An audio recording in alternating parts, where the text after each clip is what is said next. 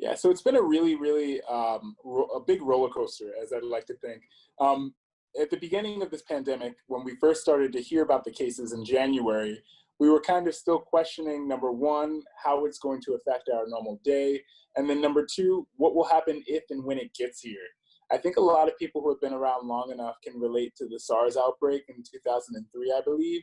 And during that time, we really didn't see that much of an effect here in the United States. And I think a lot of us were having that hope that, oh, this is so physically far away, maybe it will benefit us that we're at a distance. But unfortunately, we've seen how time has played out. If you move in from January all the way into probably early March, I would say, that's when we started to see a real effect inside of the hospital. We had the emergency rooms that were full of patients from wall to wall.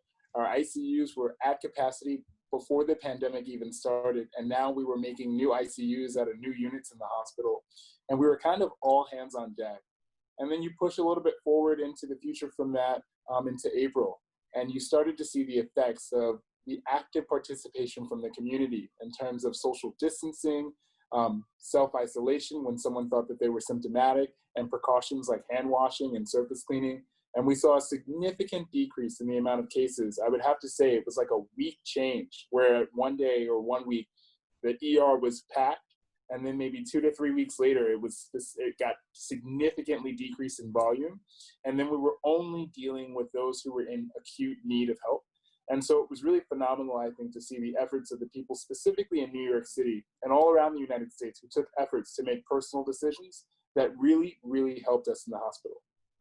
So as we think about the audience that's listening, there are organizations across the country that are starting to return to play and make sports happen around the country. And they're having to think about health and safety as they do that. What advice and perspective would you share with them as they go about that process of starting to kind of bring kids together and give them sports experiences?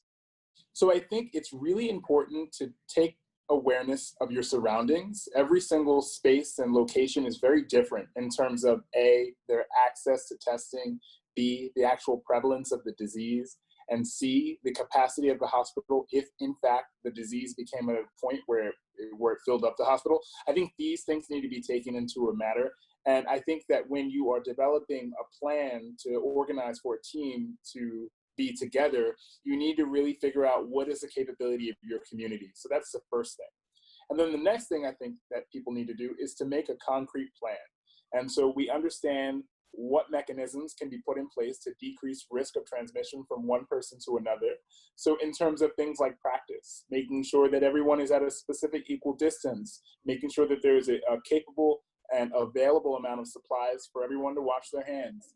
These things are ritual and normal for me because I work in a space that is constantly exposed to infectious diseases. But I think now we need to translate what I do in the hospital to what you do in the playing field. So one of the other things as not only you're a first responder and a doctor, but you're also someone who sports has played an important role of your life.